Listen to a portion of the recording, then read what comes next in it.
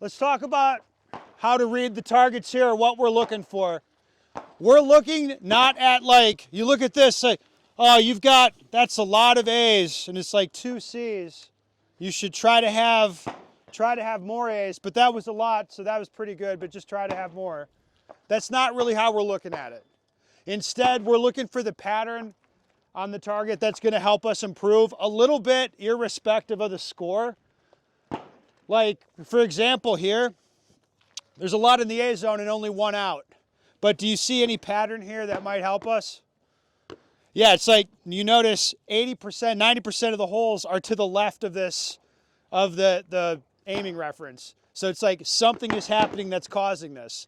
It's a tight pattern, but so I'm probably focused on this spot, but somehow the rounds are going left. What's causing that? Anybody? Yeah, it's like you're doing something with your dominant hand.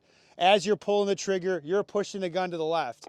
As we continue doing iterations of this, we want you to like start to see the sight blip left while you're pulling the trigger. Like you'll see that, connect that to a feeling in your hand, and like try to hold your hand quiet while you're shooting.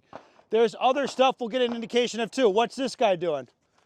Driving him down. Like you can just see it on the target.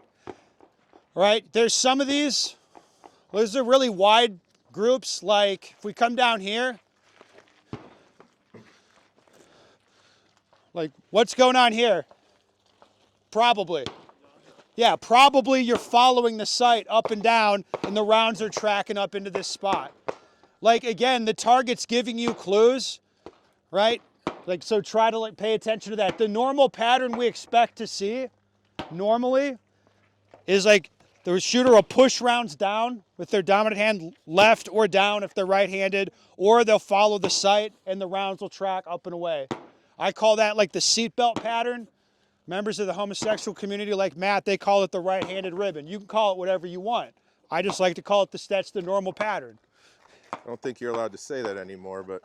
What? This video No, is not being monetized, no, dude. I can tell. Trump won. You can say whatever you want now. It's in the Constitution. So even at closer distances, right? I think the mechanics one that I'm seeing, how many guys are seeing you start the exercise good and your left hand just kind of fucks off somewhere in there, right? That's something we have to pay attention to. Yeah. Right? What happens if the left hand fucks off? Usually, you sense a loss of control. Dominant hand takes over, starts driving down on the gun. Like again, if you pay attention to what your hands are doing, it's going to tell you the story. You know, the other thing, even at closer distance, we have the aiming reference on there. The conscious thought of this needs to be that you're just burning a hole in that small spot, right? For better or worse, the bullets go where we look, right? You have to understand that and recognize the pause in there. Shoot 2 rounds, take that long pause, and you're thinking, hey, what did I see the dot do? You know, it tracked up, it came down, it tracked the same way for the second shot. My grip stayed intact. Am I still staring at the target? How many guys feel themselves going target dot, target dot, target dot, and somewhere in there you're shooting, right? We'll see those shots blow out concentrically, right? You think shooting at 5 yards, getting alphas isn't enough. You have to pay attention to how you're getting them, right? Even though, hey, this looks good, it's all good, there's big mistakes here. If we take 2 steps back, like now the accuracy percentage is not going to be where you want it to be. So learning how to recognize when you're standing up close at 5, right? And we're doing that to get comfortable with the exercise, but mistakes look different at 5 than they're going to look at 15. Like this is a huge change in firing hand pressure to push it, you know, whatever. What is that? It's like 8 inches. Yeah. There's a girl here. Nicole, 8 inches? Come on, it's after 9 o'clock. No, it's after 9. You can say whatever you want now.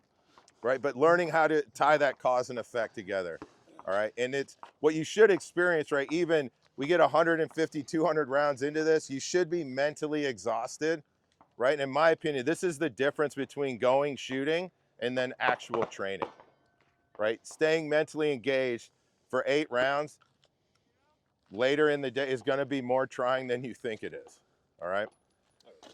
Yep. On that second shot, should you be aware of kind of what your red dot's doing? Because what I found myself doing is I would kind of be target focused, and on the second shot, I guess it was going fast enough where I was just kind of sending both of them. I wasn't aware really what that Yeah. dot was. Right, yeah. So you should be aware of what the site's doing, but awareness of it, like awareness retrospectively right now is good enough. So if you're like, yeah, I think the site was sitting up too high when I clacked off the second one, that's good enough. You don't need to see the site where you want it and then shoot again. We'll do that later. We'll shoot reacting to the site for every round later.